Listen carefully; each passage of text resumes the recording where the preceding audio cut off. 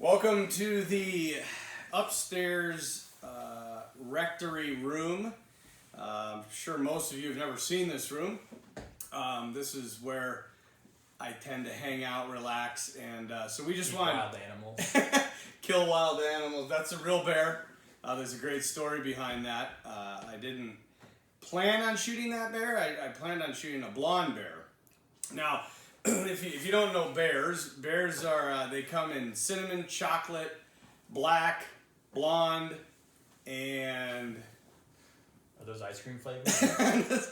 So anyway, blonde is like 2% of the bear population. Long story short, I saw a blonde bear, totally blonde bear, trophy shot, and I was bow hunting. I was a new bow hunter, and I had him at about 20 yards, and I was shaking like uncontrollably. And two things could have happened. Number one, I could have just been a terrible shot, which I don't think that's what happened. I think what happened is he was kicking his leg up trying to get food, and I think right as I shot, his leg went up, and I hit him right in the butt, and man, was he mad. And I was scared. And he ran away and survived. But then I shot that one, so that's the bear story. Anyway, we want to welcome you, let you know we really miss you guys. It's been hard having an empty church. It's eerily silent around here, and I just, miss being with the parishioners. We're giving my brother a little run for his money. If you don't know, he has a YouTube channel called Two Priests and a Bottle of Wine. Deacon Christian and I have decided to do one priest, a deacon, and a bottle of whiskey. However, and LaCroix, this is our official sponsor for today. But we're not drinking it because it's far too early in the day, and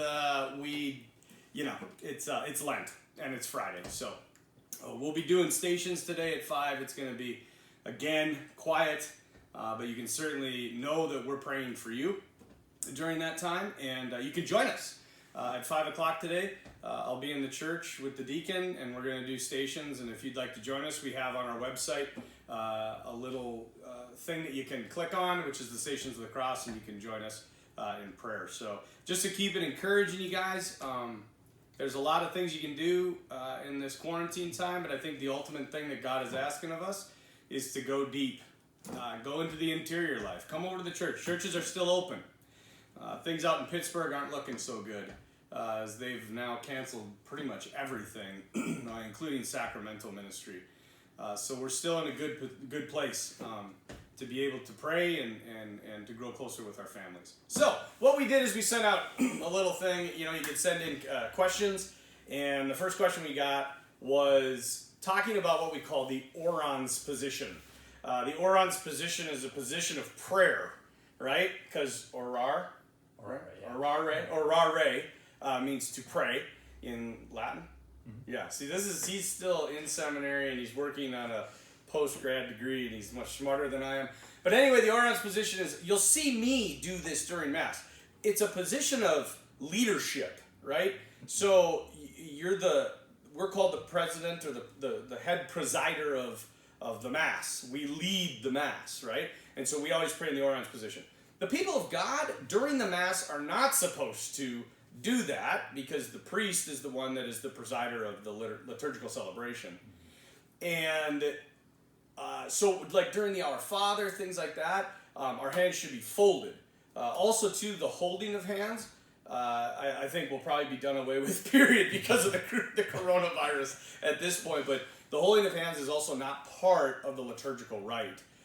So during the Mass, during the Our Father, hands should be folded, praying together. So that, I think, Anne, do you have anything to add to that? Well, so the orans is an ancient position, and the idea is kind of like, stick them up, you're vulnerable in this sort of position, like you can't do anything with your hands, and so that's kind of the idea behind when the priest is praying on behalf of the people to God, saying like, Lord, we have nothing. You're the one who has to do everything here. Help us, basically. And also, you can pray that way. Like outside of the Mass, if you want. I mean, you see this all the time, like more charismatic, hands in the air, praising. You can do that. In fact, that in the early church, that was a very common way.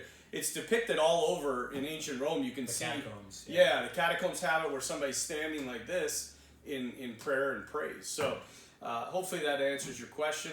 We don't want to go on and on and on like the guys at Cathedral, so we're not going to have this be... That was a little jab at my buddy Father Josh Eli. If you haven't checked out his videos yet, they're great. Get on, and some are quite amusing. But the last thing I want to talk about is just things you can do during this time of quarantine to take advantage of it. Because I think a lot of people that I've talked to, I don't know about you, but a lot of people I've talked to have just kind of said, we're going stir crazy in the house. And I'm like, well, we need to get, Jesus said be as gentle as doves and as cunning as serpents, so we need to start thinking outside the box. I myself have taken up piano lessons. Our dear 4 o'clock champion pianist, Karen, has taken me under her wing and she's a very gracious teacher. I took piano for like 4 or 5 years when I was really young, and then it wasn't cool anymore, and I stopped playing. And so I'm picking it back up, and before we leave, I'm going to play you a song that I've been working on, a couple songs I've been working on. But outside of that, come up with a new hobby, get together as a family, get around the table, have dinner together, pray together, pray a family rosary. Do you have anything to add? Yeah, a bunch of churches, like you can't travel now, obviously, but churches in Rome especially often will have like 3D virtual tours, whether like the Vatican Museums, I think, has that different, like St. Peter's Basilica, that you can actually go through these places and still see them without any people in it. Like take a family tour. Yeah. A virtual vacation. Yeah. I just came up with that. Virtual vacation. Those are the words for today's segment. Take a virtual vacation because you know what? You need it. We all need it. And get some sleep. Everybody needs sleep. The more we sleep, the healthier we'll be. And be smart. Right? I don't know if you guys saw this morning when we live streamed the Mass, but one of the things I said is, we want to be smart during this time. We don't want to be crazy. People should know that we're Christian, and they should know it by the way we live. We live differently than other people. And so my encouragement to you is be smart, but make this a time of real spiritual growth, more than anything. So we miss you, we love you, and we're going to try to maybe do this once a week. Depends on how many likes we get. I've heard that likes are a big thing. So give us a thumbs up, and no thumbs down allowed. If you can do that, I don't know if you can do that, but thumbs up.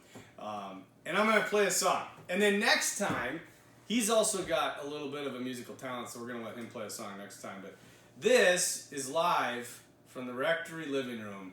This is a live performance on your virtual vacation.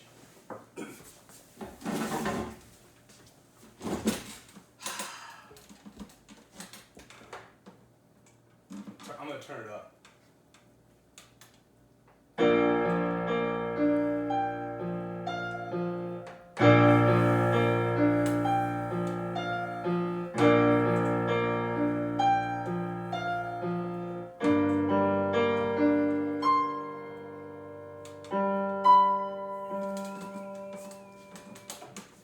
Take 2.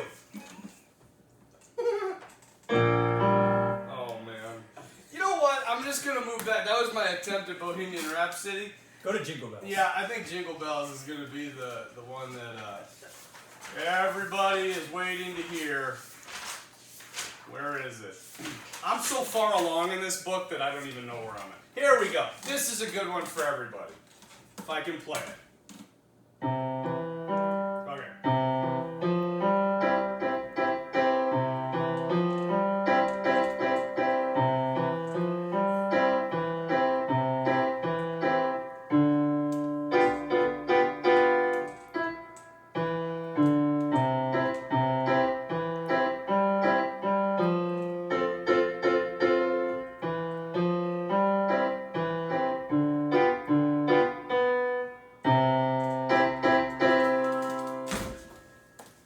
Thank you. Appreciate it. We will have more from the Master next week, and we'll get to hear from our good deacon. God bless you guys. We love you, and we're praying for you.